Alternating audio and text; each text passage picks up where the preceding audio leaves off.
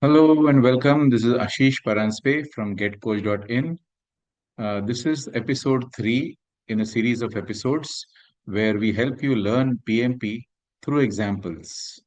This particular episode focuses on risk management with the example of a simulation video brought out recently by the Japan government, and that is about the eruption or likely eruption of Mount Fuji. If that happens, then what would be the consequences and how they should be prepared? So, first, let's watch the video and then relate that with our topics. This is an AI-generated disaster simulation video made by the Tokyo Metropolitan Government. It's to warn that if Mount Fuji, 100 kilometers away, erupted, there would be transport chaos, food and power supply disruption, and respiratory problems in Tokyo. Two people in the Japanese capital watching the video took it in their stride. Nature's power is so great that maybe it's better if it scares us a little bit. It's not like people around me are panicking. Unless there's hard data, like there's actually some volcanic activity or earthquakes happening a lot, then I would pay attention to what's happening there. The Tokyo Metropolitan Government says that, indeed, there are currently no signs of Fuji erupting. The last eruption was in 1707.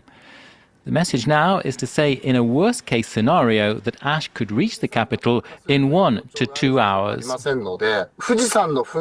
Rather than focusing on a Mount Fuji eruption itself, the video mainly depicts what the situation would be like in the event of widespread volcanic ash fallout. I believe, regardless of where an eruption occurs, the general conditions would be similar. I think the video draws from past cases of ash-related disaster situations as reference, and in that sense, I don't think there's anything strange about it. Release of the video now is part and parcel of Japan's meticulous disaster planning, which involves dealing with the threat of earthquakes, typhoons, floods and mudslides. The country is on what's called the Ring of Fire around the edges of the Pacific Ocean, known for volcanic eruptions and frequent quakes. Okay, so that was the video, and now let's see how we relate this with our topics of project management. Firstly, this is a communication. It's a video from the government.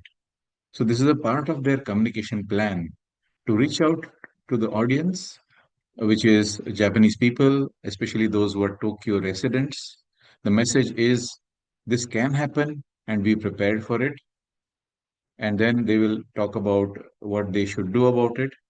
The media that they chose was a YouTube video or their equivalent in Japan. And then they would measure the results by checking the feedback, like we heard two people respond on what they felt about the video. Why are they communicating? Is because they feel that by doing this, they are preparing the people who are residents of Tokyo for a possible uh, event which could affect them. So communication is very much a part of the example, and that is a part of their communication plan. And we won't go into the depth of this, but it is just letting you know that something like this is not done on the fly. It is thought through and communicated. Now let's look at risk. What topics are we touching there? Uncertain event, yes, which can have a negative effect on various aspects.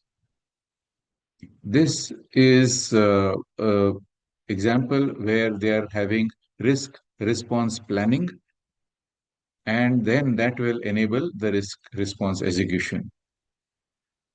They are preparing for the worst case scenario and letting people know that this can impact.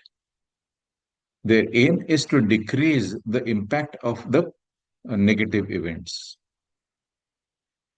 So this is another topic which has been covered without us realizing so. This is not a project level risk.